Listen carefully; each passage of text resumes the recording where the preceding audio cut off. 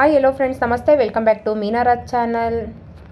ಇವತ್ತು ಶನಿವಾರ ಆಗಿರೋದ್ರಿಂದ ನಂಗೆ ಸ್ವಲ್ಪ ಬೆಳಗ್ಗೆ ಬೇಗ ಇದ್ದು ಪೂಜೆ ಎಲ್ಲ ಮುಗಿಸ್ಕೊಂಡು ದೇವಸ್ಥಾನಕ್ಕೆ ಹೋಗ್ಬಿಟ್ಟು ಬಂದೆ. ಮಕ್ಳಿಗೂ ಇವಾಗ ಸ್ಕೂಲ್ ರಜಾ ಇರೋದ್ರಿಂದ ಮಕ್ಕಳು, ನಾನು, ಹಸ್ಬೆಂಡ್ ಎಲ್ಲರೂ ಒಟ್ಟಿಗೆ ದೇವಸ್ಥಾನಕ್ಕೆ ಹೋಗಿ ಬಂದ್ವಿ. ಬಂದಮೇಲೆ ನಾನು ಸ್ವಲ್ಪ ರೆಸ್ಟ್ ಮಾಡೋಣ ಅಂತ ಮಲ್ಕೊಂಡಿದ್ದು. ಸೊ ಆಮೇಲೆ ನಾನು ಮಧ್ಯಾಹ್ನದ ಮೇಲೆ ಬ್ಲಾಗ್ಸ್ನ ಸ್ಟಾರ್ಟ್ ಮಾಡ್ಕೊಳ್ತಾ ಇದ್ದೀನಿ. ನಂಗೆ ಸ್ವಲ್ಪ ತಲೆನೋವ್ತಾ ಇತ್ತು ಅಂದ್ಬಿಟ್ಟು ಕಾಫಿ ಮಾಡ್ಕೊಳ್ಳೋಣ ಅಂತ ಸ್ಟಾರ್ಟ್ ಮಾಡಿಕೊಂಡೆ. ನನಗೆ ಕಾಫಿ ಅಂದರೆ ತುಂಬ ಇಷ್ಟ. ಆ ಕಾರಣಕ್ಕೆ ನಾನು ಮಧ್ಯಾಹ್ನ ಸಂಜೆ ಅಂತ ಏನೂ ನೋಡೋದಿಲ್ಲ, ಕಾಫಿ ಮಾಡ್ಕೊಳ್ತಾ ಇರ್ತೀನಿ. ನಾ ಯೂಸ್ ಮಾಡೋ ಕಾಫಿ ಪೌಡರ್ ಬಂದು ಕೋಥಾಸ್ ಕಾಫಿ ಪೌಡರು.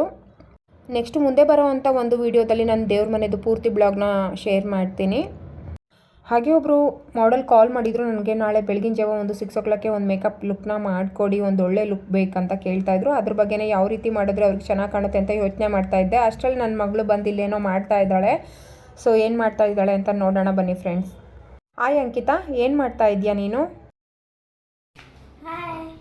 ಏನು ಬರೀತಿದ್ಯಾ ಚಿನ್ನು? ಹೌದಾ. ಸ್ವಲ್ಪ ಇಂಗ್ಲೀಷ್ ಮೀಡಿಯಮ್ ಮಕ್ಕಳಿಗೆ ಕನ್ನಡ ಓದೋದು ಬರೆಯೋದು ಅಂದರೆ ಕಷ್ಟ ಆಗ್ಬೋದು. ಅದರಲ್ಲೂ ಟ್ಯೂಷನು ಸ್ಕೂಲು ಹೋಗ್ಬಿಟ್ಟು ಮನೇಲೂ ಬಂದು ಪ್ರಾಕ್ಟೀಸ್ ಮಾಡಿ ಅಂದರೆ ಅವ್ರು ನಿಜ ಬೇಜಾರು ಮಾಡ್ಕೊತಾರೆ ಅಥವಾ ಗಮನ ಕೊಟ್ಟು ಓದ್ಕೊಳ್ಳೋದಿಲ್ಲ.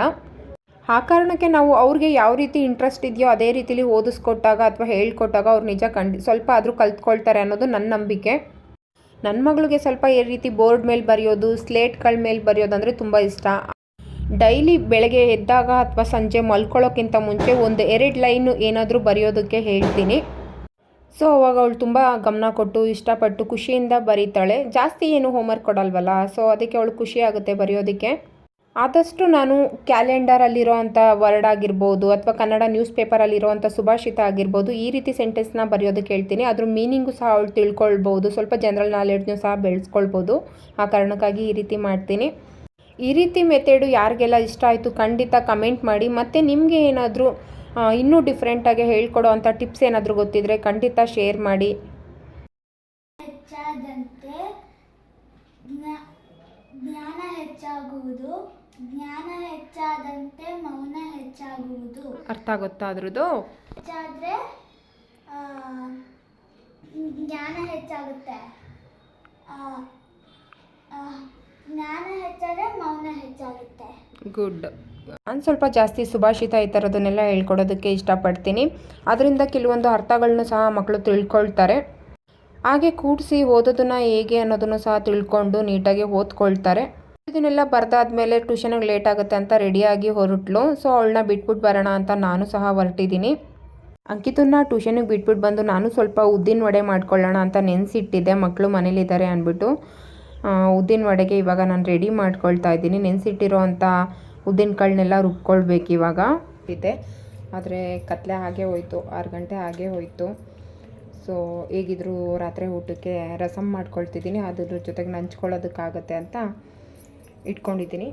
ಒಂದು 7 ಗಂಟೆಗಳ ಕಾಲ ಈ ರೀತಿ ಉದ್ದಿನಕಾಳನ್ನ ನೆನೆಸಿಟ್ಕೋಬೇಕು ನಾವು ಉದ್ದಿನ ವಡೆ ಮಾಡ್ಕೊಳ್ಳೋದಕ್ಕೆ.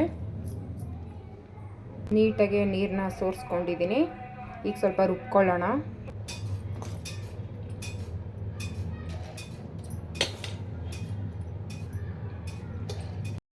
ಉದ್ದಿನಕಾಳನ್ನ ನಾವು ಜಾಸ್ತಿ ನೀರು ಹಾಕ್ಕೊಳ್ಬಾರ್ದು, ಸಾಫ್ಟಾಗಿ ಪೇಸ್ಟ್ ಆಗೋ ಥರ ನೀಟಾಗಿ ರುಬ್ಕೊಳ್ಬೇಕು. ಎಷ್ಟು ಸಾಫ್ಟಾಗಿದೆ ಅಂತ ನೋಡಿ. ಇದು ತುಂಬಾ ಸಾಫ್ಟಾಗಿ ರುಬ್ಕೊಂಡಾಗ ಸೊ ವಡೆ ತುಂಬಾ ಚೆನ್ನಾಗಿ ಬರುತ್ತೆ. 1 ಸ್ಪೂನ್ ಅಥವಾ 2 ಸ್ಪೂನ್ ಅಷ್ಟು ಅಕ್ಕಿ ಹಸಿಟ್ಟನ್ನ ಹಾಕ್ಕೊಂಡಿದ್ದೀನಿ, ಸ್ವಲ್ಪ ಕ್ರಿಸ್ಪಿಯಾಗಿ ಬರುತ್ತೆ ಅಂತ. ಎಷ್ಟು ಸೋಡಾನ ಆ್ಯಡ್ ಮಾಡ್ಕೊಳ್ತೀನಿ. ಸ್ವಲ್ಪ ಖಾರಕ್ಕೆ ಸ್ಪೈಸಿ ಆಗಿರಲಿ ಅಂತ ಖಾರದ ಪುಡಿನೂ ಸಹ ಹಾಕ್ಕೊಂಡಿದ್ದೀನಿ. ಹಾಗೆ 1 ಚಿಟಿಕೆಯಷ್ಟು ಅರಿಶಿನ ಪುಡಿನೂ ಹಾಕ್ಕೊಳ್ತಾ ಇದ್ದೀನಿ. ಜೊತೆಗೆ ಒಂದು ಅರ್ಧ ಸ್ಪೂನಷ್ಟು ಜೀರಿಗೆ, ಮೆಣಸನ್ನ ಹಾಕ್ಕೊಂಡಿದ್ದೀನಿ. ಇದ್ರ ಜೊತೆಗೆ ಸ್ವಲ್ಪ ಕಾಯಿ, ಕೊತ್ತಂಬರಿ, ಒಂದು 3-4 ಹಸಿಮೆಣ್ಸಿನ್ಕಾಯಿನ ಕಟ್ ಮಾಡಿ ಸಣ್ಣಗೆ ಹಾಕ್ಕೊಳ್ತೀನಿ. ಹಾಗೆ ಸ್ವಲ್ಪ ರುಚಿಗೆ ಬೇಕಾಗಿರೋಷ್ಟು ಉಪ್ಪು, ಕಾಯಿ, ಮೆಣಸಿನ್ಕಾಯಿ, ಕೊತ್ತಂಬರಿನೆಲ್ಲ ಈ ರೀತಿ ಸಣ್ಣ ಕಟ್ ಮಾಡ್ಕೊಂಡು ಹಾಕ್ಕೊಳ್ತಾ ಇದ್ದೀನಿ. ನೀಟಾಗಿ ಇವಾಗ ಮಿಕ್ಸ್ ಮಾಡ್ಕೊಳ್ಬೇಕು, ಸ್ವಲ್ಪ ಚೆನ್ನಾಗಿ ಮಿಕ್ಸ್ ಮಾಡ್ಕೊಳ್ಬೇಕು. ಮಿಕ್ಸ್ ಆದಮೇಲೆ ಒಂದು 10 ನಿಮಿಷ ಅದನ್ನು ಚೆನ್ನಾಗಿ ನೆನೆಯೋದಕ್ಕೆ ಬಿಟ್ಕೊಂಡು ಇನ್ನೊಂದು ಕಡೆ ಎಣ್ಣೆ ಕಾಯೋದಕ್ಕೆ ಇಟ್ಕೊಳ್ಳಿ. ಜೊತೆಗೆ ಕೈ ತೊಳೆಯೋದಕ್ಕೆಲ್ಲ ಒಂದು ಬೌಲ್ಗೆ ನೀರು ಹಾಕಿ ಇಟ್ಕೊಳ್ಳಿ. ಎಣ್ಣೆ ಕಾಯ್ದ್ಮೇಲೆ ನೀವು ಉದ್ದಿನ ವಡೆಗೆ ಕರಿಯೋದಕ್ಕೆ ಉದ್ದಿನ ವಡೆ ಹಿಟ್ಟನ್ನ ಹಾಕ್ಕೊಳ್ಳಿ. ನಿಮಗೆ ಯಾವ ರೀತಿ ಬಿಡೋದಕ್ಕೆ ಆಗುತ್ತೆ ಆ ರೀತಿ ನೀವು ಎಣ್ಣೆಗೆ ಉದ್ದಿನ ವಡೆ ಹಿಟ್ಟನ್ನ ಹಾಕ್ಕೊಳ್ಬೋದು.